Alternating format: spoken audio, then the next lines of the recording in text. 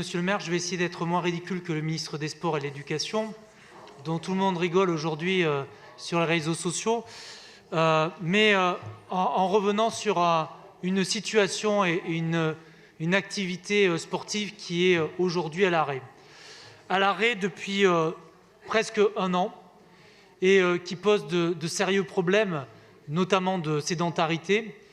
Et comme l'a dit la présidente de la 7e commission, et je l'en remercie, j'ai interpellé la 7e commission pour que l'on puisse avoir un temps de réflexion en auditionnant des médecins qui ont été auditionnés notamment à l'Assemblée nationale sur les conséquences en termes de santé de l'arrêt des activités physiques et sportives dans notre pays depuis le confinement. Je pense et je crois que nous sommes nombreux, quels que soient les rangs sur lesquels nous siégeons, à défendre le retour de l'activité physique et sportive, défendre nos associations sportives pour le travail à la fois, évidemment, en termes de santé, mais aussi de lien social qu'elles font.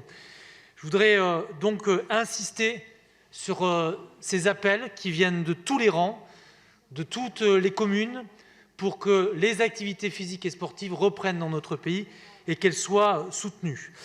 Je voudrais dire sur ces subventions qui sont proposées qu'il s'agit de subventions pour des grands clubs parisiens que nous avons toujours soutenus et que le groupe communiste soutiendra et donc votera ces délibérations. Mais j'avais alerté lors du vote du budget que le budget de la direction des sports était en baisse pour l'année 2021. Et j'avais proposé un amendement de 2 millions d'euros pour éviter que ça ait un impact, notamment sur les clubs sportifs. Malheureusement, l'amendement a été retenu à hauteur de 200 000 euros, ce qui n'est pas suffisant. Et je souhaiterais questionner aujourd'hui l'adjoint au sport sur l'ensemble des subventions, puisqu'on nous présente une série de subventions pour ces grands clubs, mais moi j'alerte sur les petits clubs, et notamment les clubs qui sont dans nos arrondissements, sur lesquels pour l'instant on n'a pas de visibilité.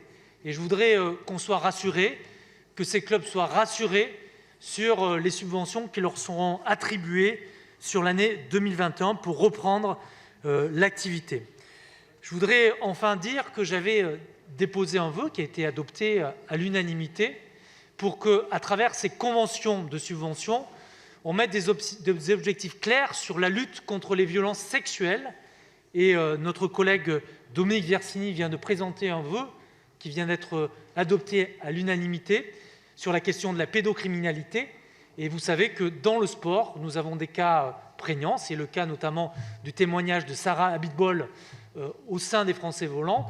Et donc, je voudrais quand même en savoir un peu plus, puisque nous renouvelons aujourd'hui des subventions. Qu'en est-il de ces conventions d'objectifs et de ces objectifs que j'avais proposés? J'avais d'ailleurs proposé que le 12e arrondissement soit un territoire expérimental en la matière et que j'étais prêt en tant que conseiller délégué auprès de la maire en charge des sports à mettre en œuvre ces objectifs dans le 12e. Enfin, je voudrais terminer sur le propos que j'ai tenu en début sur la situation catastrophique dans laquelle sont nos clubs. Hier, plusieurs maires de communes, de gauche, de droite, du centre, se sont réunis à Garges-lès-Gonesse et ont demandé un Grenelle de l'éducation par le sport. Je souhaiterais que notre collectivité s'exprime clairement aussi sur ce sujet. 10 propositions ont été proposées, notamment pour les quartiers populaires. Parmi ces propositions, il y a une proposition qu'on a déjà débattue ici, qui est un fonds d'urgence pour soutenir les associations sportives. Je le redis, je pense que mes collègues partagent cet avis. Il faut absolument qu'on pèse, parce que ce qui a été annoncé par le ministre la semaine dernière, et notamment ce qui devrait être injecté par l'Agence nationale du sport, me paraît insuffisant. Et je voudrais aussi qu'on ait la visibilité sur l'impact sur Paris, puisqu'on a aussi des quartiers qui sont en politique de la ville et qui devraient être impactés par ces mesures. Évidemment, il a été aussi dit dans la dernière proposition, la 10e, un plan national d'équipement du sport adapté aux besoins des territoires. Eh bien, je l'ai dit ce matin en présentant un amendement sur la porte-maillot. On va avoir les Jeux Olympiques. Il y a la question de l'héritage. Évidemment, nous sommes pour les Jeux Olympiques, mais à condition qu'il y ait cet héritage et que ce soit accompagné d'un grand plan d'équipement, et notamment à Paris. C'est le cas des besoins en termes de piscine. Voilà pourquoi je me suis inscrit sur l'ensemble de ces délibérations. Oui, il faut subventionner ces clubs, mais il faut les accompagner avec un plan d'urgence de financement de l'État et un plan d'urgence sur les équipements sportifs.